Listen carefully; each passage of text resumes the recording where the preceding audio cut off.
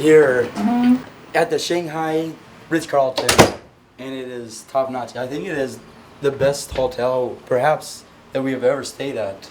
At least it has the best view. We're on the 48th floor. There's I think 52 that's where you actually check in on the 52nd floor. So later I will show you the view. But look at this crazy room. Like the room itself, this looks cool, but and you have this little living area. I guess the Wynn actually has a better living room area. But outside, you got such a great panoramic view. Highlight. Yeah. And this is actually the 13th largest, tallest building. Well, Michael's really crushing into everything. Is it not big? Is it not big enough for you, this room? Because you keep bumping into everything, Michael. Anyways, this is the 13th tallest building, and then in the world or in the city? In the city of Shanghai. Over there is the TV tower. It used to be the tallest building in all of Shanghai, but it has been surpassed by another building in the financial district. You can only see it over there. They did upgrade me. See with your settings. They were very cool. They gave me the best upgrade. I don't know why I keep getting upgrades. They just see me and they like me, so I appreciate it, and I will take any upgrade I can get. And here's the bathroom. Wow, what a great bathroom. It's so cool. Actually, let me show you this weird gadget thing. Keep it so you don't see. Okay, look at this. It's like going back in time almost, because it's not that technologically superior, really.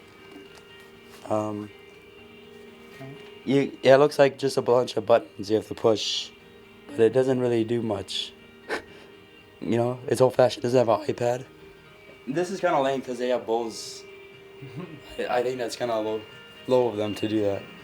But Bose is the best.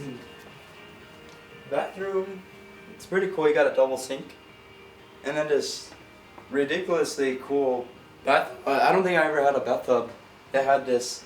Looks like might even have some jets here. Oh, you're gonna probably use it. I might use it just because I'm kind of curious what it does. You never had a bathtub like that. And it has this tray here. Do you move this? I don't even know how to take a bath. What? And then you got this. Wow, look at the shower head on this. When you turn it on, look just. Wow. Oh, wow. Look how big that is. It's just really. That's gigantic. Let's just see Yeah. Awesome shower. I can't ask for more. We got 4 nights here, so we're really looking forward to having. Oh, and then look, they give you water because the water is not safe to drink. You can get more outside too. So you always got to get water bottles. For everyone that lives in America, you really take for granted that you get water.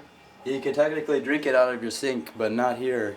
They have pesticides. You never drink water out of the sink? We usually don't, but you won't die from it. Whereas over here, you probably get cancer or something. Yeah. And I'm sorry, I'm sick. Because someone on the airplane was coughing on me, and it was a terrible time.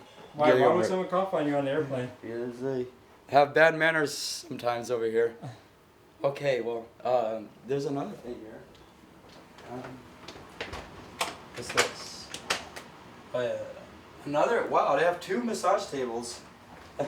One is here. I don't know why you would need 2 massage tables at the same time. Here's one. Oh, and then let me show you the other one. They actually have another one. I thought they had a room. Why do you need simultaneous massages? Look at this. There's one right here too.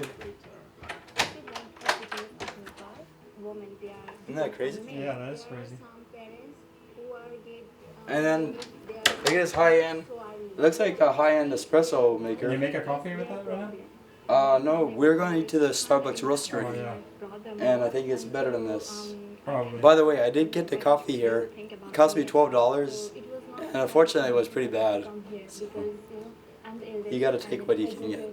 I will take the accommodations, but food and drinks, not so great. It's all about the view. And this is exactly what we have here. Oh, but it looks all bright here. I'll let you hold it down. And okay. You change it. Okay, I will do it. Look at this burger at the Ritz-Carlton. Oh boy, it's the Wagyu burger. This ain't no Kobe beef. This is better.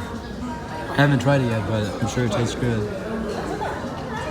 Yu Garden was built in 1559 during the Ming Dynasty by Pan Yunduan as a comfort for his father. Pan Yunduan began the project after failing one of the imperial exams, but his appointment as a governor of Sichuan postponed construction until nearly 20 years later. The garden was the largest and most prestigious of its era in Shanghai, but eventually its expense helped ruin the Pans. The garden suffered damage many times during different wars. The British Army used the Hongsington Tea House as a base of operations for several days in 1842 during the First Opium War. It was also damaged by the Japanese in 1942 and later went through extensive renovations over a decade later. It was finally opened to the public in 1961 and declared a national monument in 1982.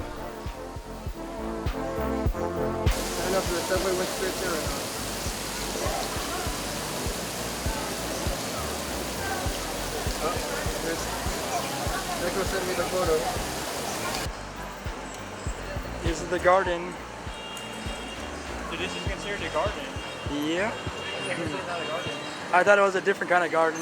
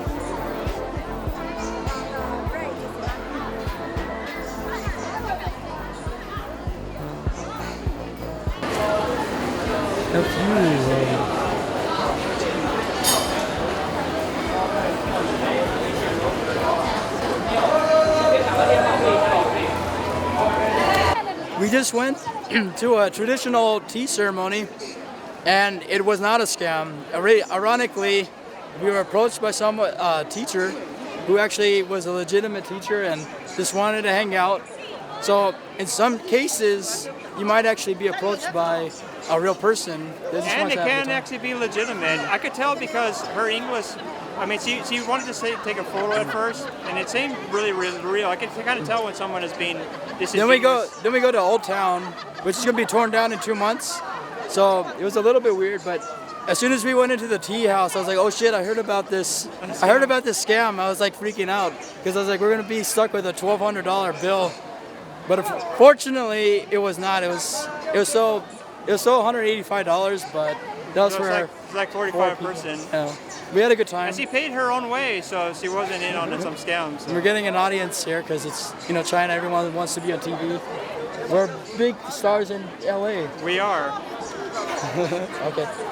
Scams also are prevalent in China. Even if you are educated and are aware of the scams that happen, it is still possible to fall for these scams when visiting China like we did. Michael and I saw YouTuber Sir Pence's video warning of the infamous tea scams in China prior to our trip. However, we still ended up going to one of the notorious tea ceremonies with a self-described teacher wanting to go to a tea festival very close by and was willing to give us a walking tour of the old town area. We ended up on a tour of this old section of Shanghai. She informed us that this area was set to be demolished in days or weeks from the time we visited. I want to see this kind of China. I don't like the big China. Big China for party, for business. Yeah, no. I like old. This is an incredibly common and easy to spot thing, but if you are a single guy who looks like an idiot walking around like a tourist, you are going to be targeted by these individuals, and their end game is to get them into their friends' little shops like that, and they're protected, by the way, that if you get approached by random women walking around tourist spots that want to, within the first minute, take you for a beer or a coffee, you know that you're being scammed. Already payment. They're going to destroy all. Of course. It's ready for demolition. One by one. One by Wow. one. Because they are negotiating the money which government will pay.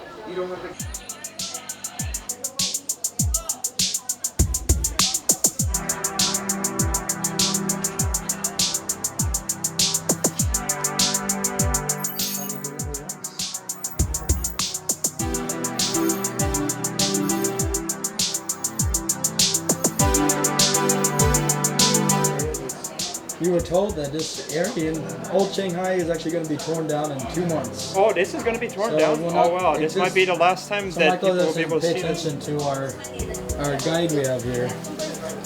It's kind of interesting. It's like historical footage taken right now. Walking through this old town. People still on bikes. That's why he will.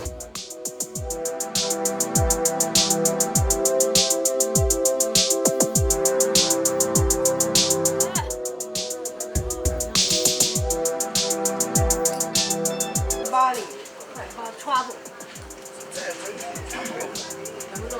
I have been to Cambodia, Vietnam, Japan, Thailand, Bali, a lot of Asian.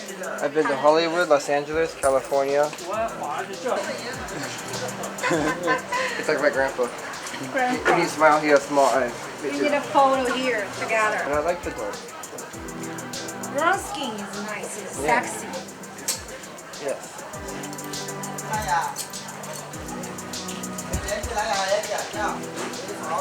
So does everybody think we're crazy? Walking through here? We do get us like we're in the zoo. We do get interesting looks. Is it because They think we're funny, huh? they're like, who are these We people? funny. You think they are funny, they think you No, are no, no, I funny. don't think That's they're life. funny. No, I don't think they're funny. I think they're living a normal life. Yeah, this is normal. They're cute. Please don't touch them. Why? I told As long you as they don't bite. you might have rabies. As long as they bite. The day after we visited Shanghai Disneyland, I was too sick to be adventurous as Kevin was, and so here's Kevin's footage from his tour from the boat along the ancient water towns near Shanghai. This gives you a glimpse of what life was like in China thousands of years ago before China built up Shanghai to what it is today.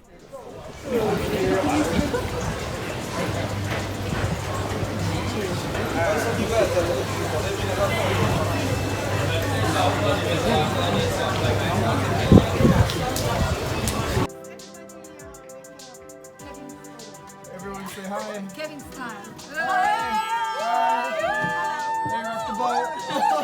The small canals flow gently through the front of houses so local residents can use the water for convenience in their daily lives, but it appears the canals are mostly used by tourists now. The ancient water towns can be traced back to the Hemuda era, dating back more than 7,000 years. Many of the architectural layouts and the local daily life scenes in Jingguan ancient water towns are seen in some Chinese traditional ink paintings.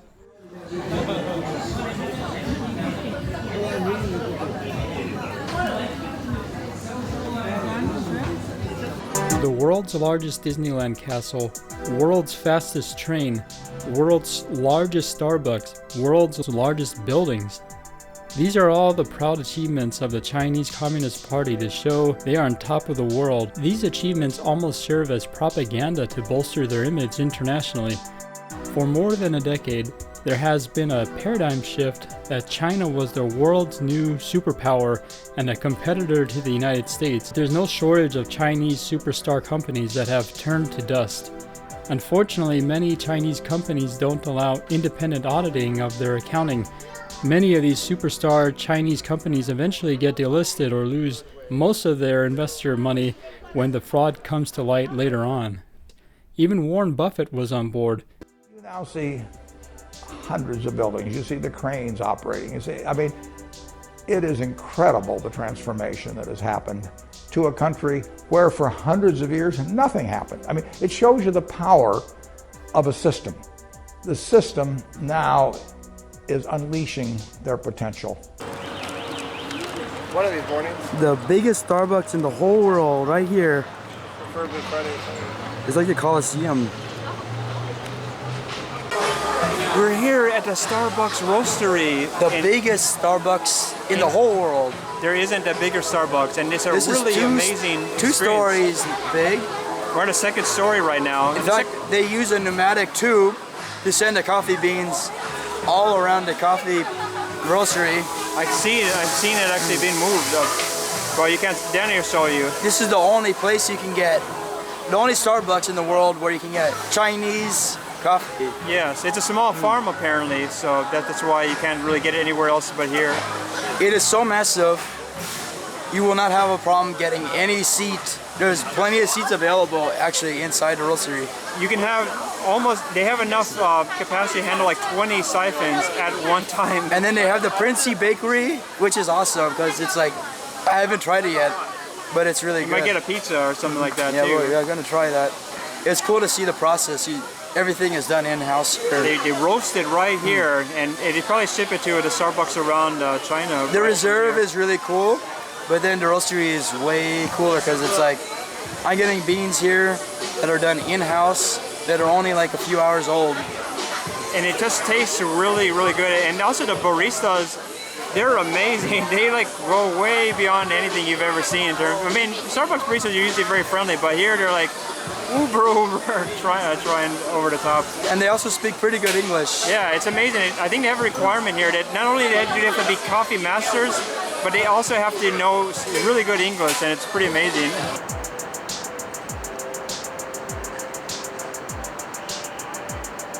And here is the former largest building in Shanghai until, I believe, 1997. There's a new building here that is taller.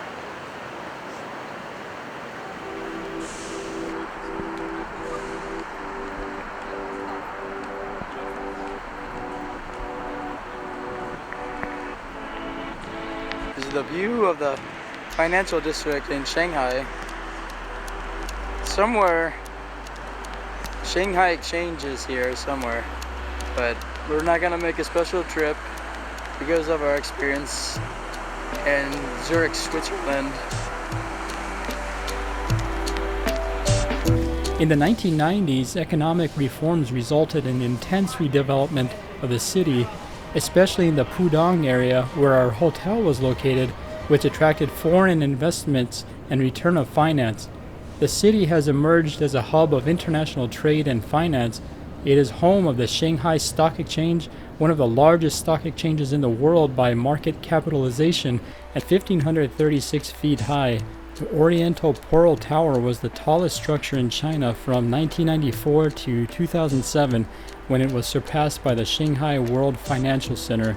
The tower has 15 observatory levels. The highest, known as the Space Module, is at 1,148 feet tall. The lower levels are 863 feet, the sightseeing floor, and 290 feet tall Space City. There is a revolving restaurant at the 876 foot level.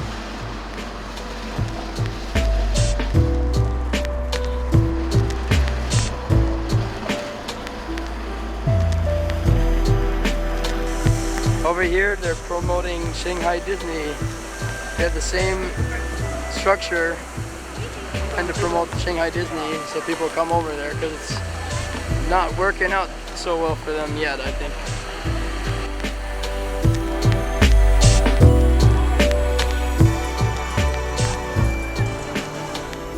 Wow, everyone just missed the coolest thing. They had all the Disney characters going out like it's a small world.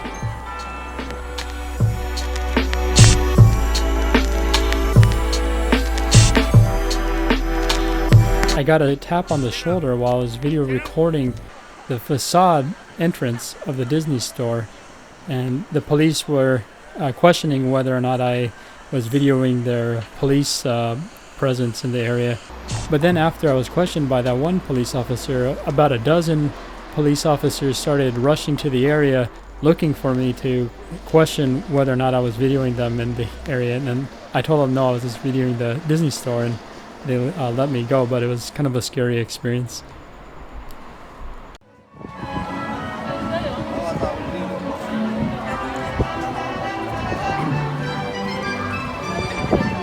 already long. It's already long. It's okay. We'll make it.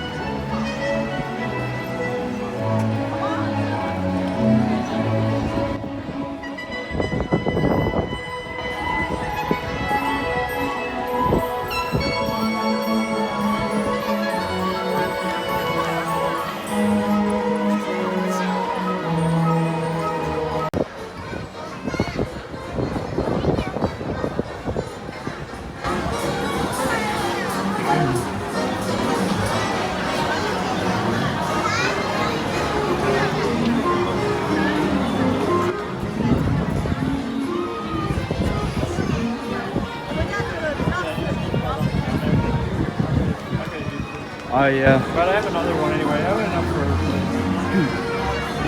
I think I'm gonna have to write a letter to Disney about how horrible. You say that you felt like they kind of mistreated me. They treated me like I'm a criminal for bringing just a small video camera. You should send a link to the actual camera to show, hey, this is not a professional camera. You need to train the people better to know that not all video cameras are supposed to be banned. They meant, you know what, the lights in them off though, they look like a pro, that you're like a pro. Like who would bring a big light that big? It wasn't even that big. I know, but it's enough to set off the alarm. Like if I run a flash, I probably would have got. This is the same exact Walt Disney and Mickey as California Adventure. No, No, it's this not. looks different. This is not the same. It looks different. How's it different? The one on the Mickey's sitting on the ground and the other one. Okay. Great commentary, Michael. I'm doing great commentary. We're on another river rafting, guys. I'm a seatbelt. Where was the first river rafting we went on? We went at Ocean Park. There was no river raft there. Whatever it was. That was a log fume What is this? raft. Be sure to stay seated with your seatbelt fastened. Thanks, y'all. It's interesting that we have a seatbelt on. I kind of wonder what kind of drop this must be. No, so you don't stand up and get up. Oh, that's what it's about. 安全带紧扣。 It's funny, it's like a domino effect every time they hit the raft. They have to fall forward to the side. Oh, yeah. Arigato! No, wrong language. One country.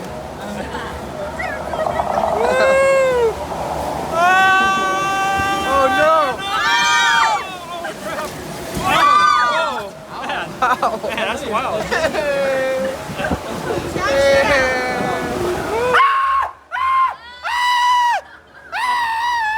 Oh wait, you're acting like a baby, man. He's a girl, dude. He's a girl. It's a spooky, man. We're in the dark now.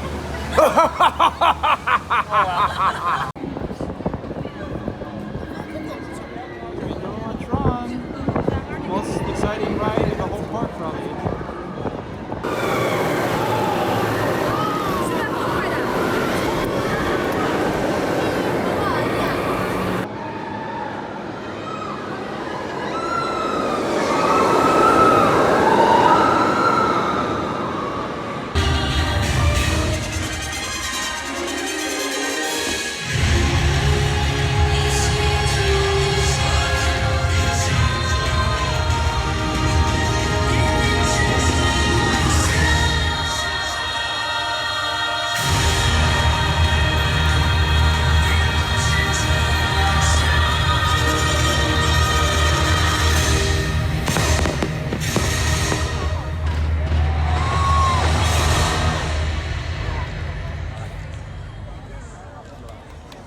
Here's an all-glass Starbucks here in Shanghai. It overlooks this river. One of the best Starbucks views in all of Shanghai. Kinda looks like the Takayama Starbucks, I think. But I will check it out to see if that's true.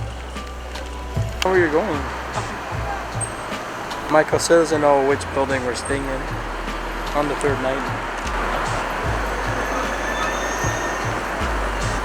Check out this amazing building.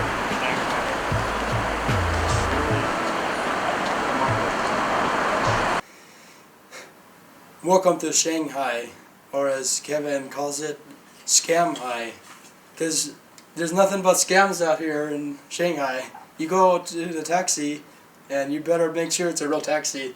And even if you know what to look for in a taxi, you still might be going on a fake taxi. What I look for in a taxi has to have the number on the side, has to have the light on the top with the number.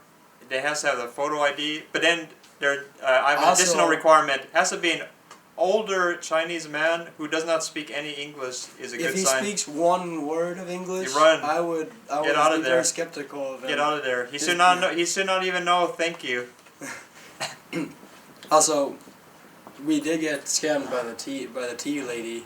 Sad. She said she was going to a tea festival, so we thought it was a big outdoor kind of event.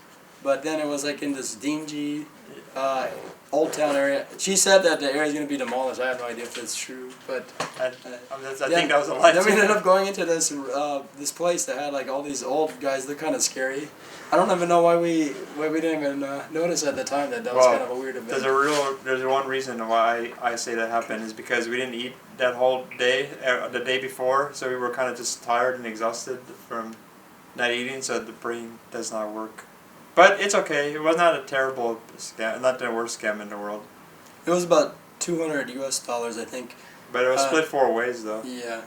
Whereas, what threw us off is the lady actually paid for herself too, but we think she went back and got reimbursed somehow. Probably. But we never know. Also, the cool things about the area, this actual room is one of the cool, the best things to do is just to be in the room at the Ritz-Carlton on the 40th floor. Then the Shanghai Tower, obviously 118th floor, is really amazing, but you can't really relax in there because there's 100 people in there or whatever. And then there's a Starbucks Roastery, which I went to last night and spent a lot of time there. The people there are super, yeah, but I spent even more time, and the people there are super friendly. They will tell you everything you want to know about coffee and where it's grown and how it's cultivated and everything like that. You will get the Chinese single origin, which is exclusive to the Shanghai Roastery. Region. Yeah, and the Pudong SE coffee, I think it's called. Yeah. Is exclusive to all roasteries. Also, the pub crawl was really cool. Kevin and I went on the pub crawl last night, and you meet cool people, and it's probably one of the best things to do. Also, what was the name of that place, Kevin? 181 or whatever. Whatever. Some. Found 158. Found 158. Found 158. Found 158. Yeah, that was also the only other cool place we found. If you actually go in this Pudong area and the Bund across, we have the historical building, which is actually not that old. This area is cool. You go out just a few blocks and it starts to get kind of weird. The area is a little dingy. It's safe, but it's just dingy. The city is a little bit of a facade because it's really nice in certain areas, and then you go out and it gets pretty bad. But it's like that in LA too. Oh no, I thought Watson, Compton, just as nice as Beverly Hills. Right. One of the best ways to enjoy Shanghai is to see it from the highest view available in the city. Shanghai Tower is the world's second tallest building by height to architectural top, and it shares the record having the world's highest observation deck within a building or structure at 1,843 feet tall. It had the world's second fastest elevator at a top speed of 46 miles per hour until 2017. This elevator's speed is 10 meters per second on the way down. In only 70 seconds, we will arrive at B2 level. 如果您在乘坐电梯时感到耳部不适的话，可以通过张大嘴巴或者吞咽口水来缓解。If you feel uncomfortable with your ears, please swallow.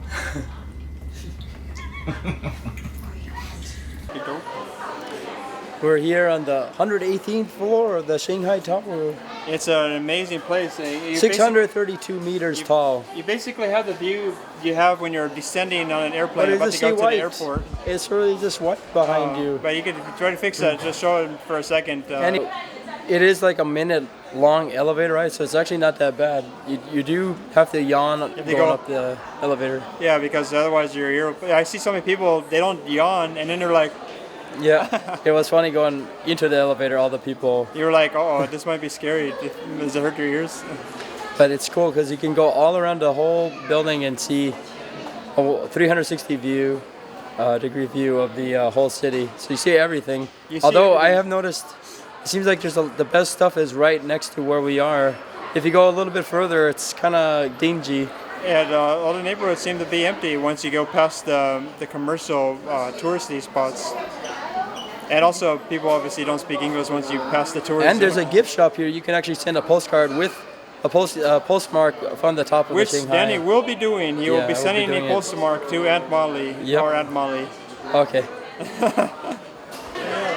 at the top of the Shanghai Tower building right now, and I'm actually gonna send my Aunt Molly a postcard. And Kevin, he realized that my handwriting was really terrible. Actually, not. It was more than handwriting. It was actually like the wrong. I had an extra digit in there. If you look over here, postcards could not be sent with wrong address and postcode. And he laughed about it. He was like, ah, ha, ha, we know that. Who would do that? And guess what he did? He almost put it in the slit. And I'm like, no, there's too many letters, numbers. I think it's the And medication right. you gave me. Yeah, blame it on me. Okay, here we go. All right, off the Palmdale. And it dropped all the way down the shaft to here. And it's supposed to have this as the postmark, top of Shanghai. And we'll see if that really happens. Like a helicopter view. See all the city from 108th floor. Shanghai is considered the showpiece of the booming economy of China. From our own experience, the vibrant energy of the city is close to the financial district of Pudong and the Bund, which is the waterfront area and a historical district in Shanghai. Shanghai is the 5th city in the world with the most skyscrapers. Among the most prominent examples is the Shanghai Tower, which is the tallest building in China and the 2nd tallest in the world.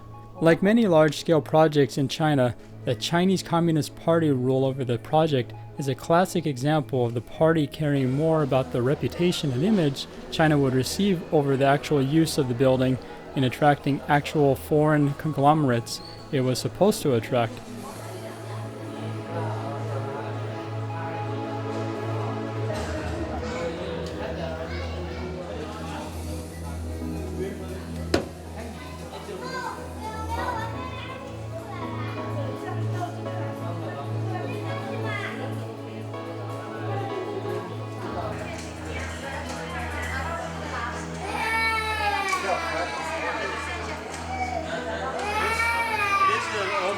Like the buildings look like they're top notch everywhere, but then once you get This is our hotel down here at the Ritz.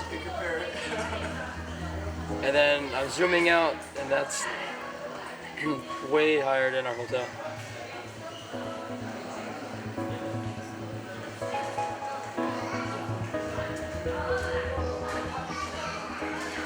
The South China Morning Post reported the tower's energy-efficient spiral shell, which lets in natural light, saves on air conditioning costs, and helped win awards and international notoriety. It has come at the expense of an efficient interior design, forcing tenants to pay for space they cannot use. 3 professionals in the property industry who have business connections with the tower told the Post that this gap between the area actually used by the tenants and the space they are charged rent for is enough to deter many overseas companies thinking of setting up in Shanghai Tower.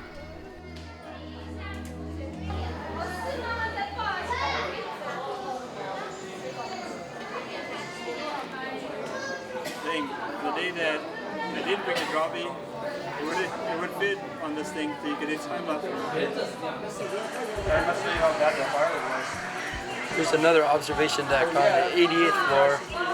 We are on the 118th floor, which is way higher. When you have a tough time jumping from this height, You want to die a slow death. Like a fire, or you just want to like jump out and get that? yeah, did it and over with it. Screwed up that.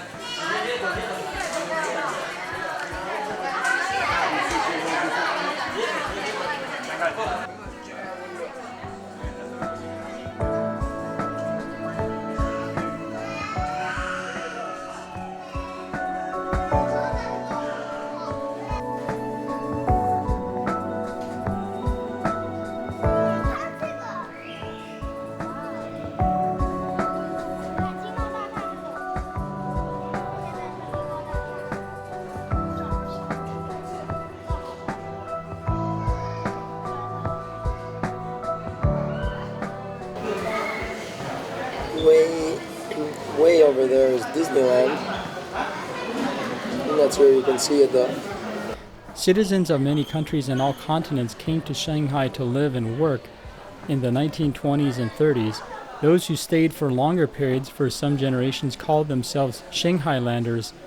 Almost 20,000 white Russians fled the newly established Soviet Union to reside in Shanghai. These Shanghai Russians constituted the second largest foreign community. By 1932, Shanghai had become the world's fifth largest city and home to 70,000 foreigners. In the 1930s, some 30,000 Ashkenazi Jewish refugees from Europe arrived in the city. It's hard to imagine that anyone would flee to China today as a refugee. As a result of its construction boom during the 1920s and 30s, Shanghai has among the most Art Deco buildings in the world. Shanghai is the fifth city in the world with the most skyscrapers.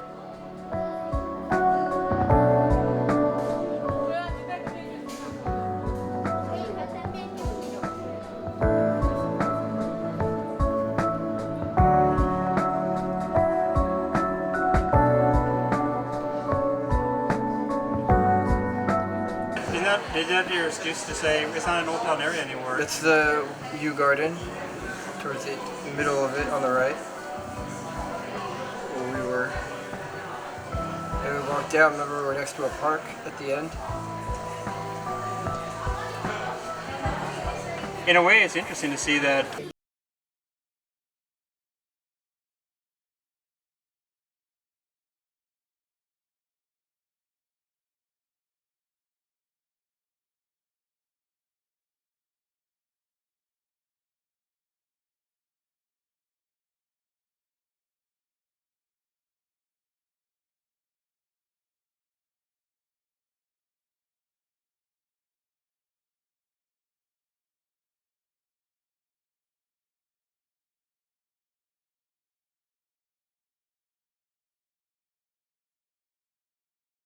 Too close? Too close? No. But I don't know if it's going to come out ultimately. Now I think our hotel is fully lit.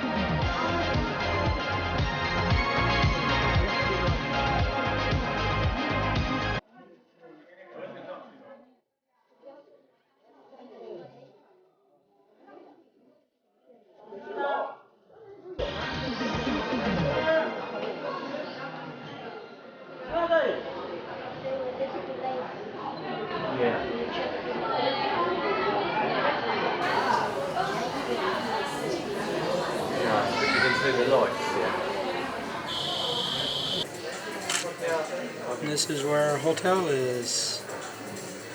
ICBC building.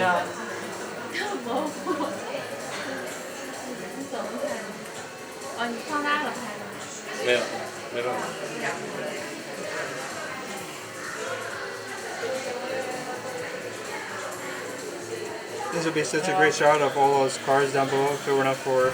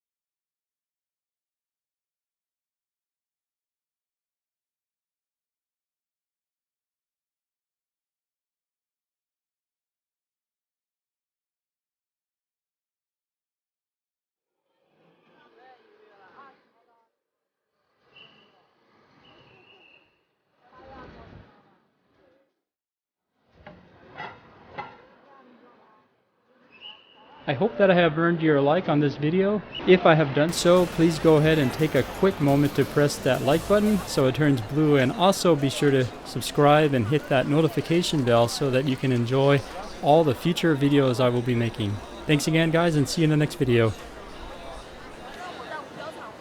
Okay, well, we gotta catch a flight. We're going to Tokyo, and we're running out of time. And it's Chinese holiday time, so we're gonna be really screwed at the airport because of how much the line is. Okay, let's get out of here.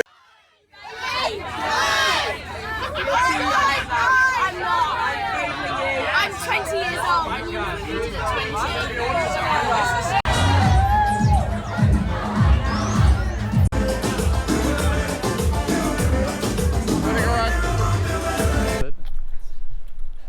So, was it worth the visit in Asia? I enjoyed it. It was an interesting experience over there. Visiting what? Asia. Of course. Especially the tea scam, because if you didn't go through the tea scam, I don't know if you would know exactly what that was like. Why is that the first mention in your little blog? It's not the only thing. The highlight for you. If it's the first thing that comes out, the first thing that usually comes out of my mouth when it comes to the Asia trip is got to complete the Disney parks around the world mission. That's true. I enjoyed that. Although Danny and I, we privately have said, how come Kevin only took us to one day of Shanghai Disneyland? How come that had to be only a one-day thing? That almost seemed like that should have been longer. Because we went through the whole park in less than a day. I know, but you could have enjoyed it having a second day because you don't know when you'll be returning to this communist dungeon. It's a new park. They don't have enough attractions to keep you busy for 2 days. True. And we're short on time, and we got a whole country to see. So. But Danny's view was, then the next day you could be more relaxed. You could be like, oh, okay, I don't have to really be rushing. Yeah, you need separate trips for that, for taking your time videoing. Where are we going? To the golf course. Okay. But I honestly thought the robot restaurant is another. I thought that was also. I liked how over the top it was. But what's funny about robot? No, we're talking about just Asia in general. It's not China. What I kind of like about robot restaurant is that it's almost like they're projecting what you think Japan should be, like all of that craziness. That isn't really Japan, but that's what you think. People think, oh, Japan is all about crazy technology, weird anime, this nutty, over-the-top stuff. You should start your sentence with, you know, as we were in Tokyo and we went to go see a very high energy, high technology robot show. You gotta travel to get cultural experiences. And just because you're going to Tokyo doesn't mean all of Japan is that culture of Tokyo. That's As true. you guys saw, you step out to the next city, it's a completely different experience. Yep. Yeah, all our experiences are quite different than how we live our lives out here. So the more places you go, more places you travel, should be no regret because you're being able to see something else.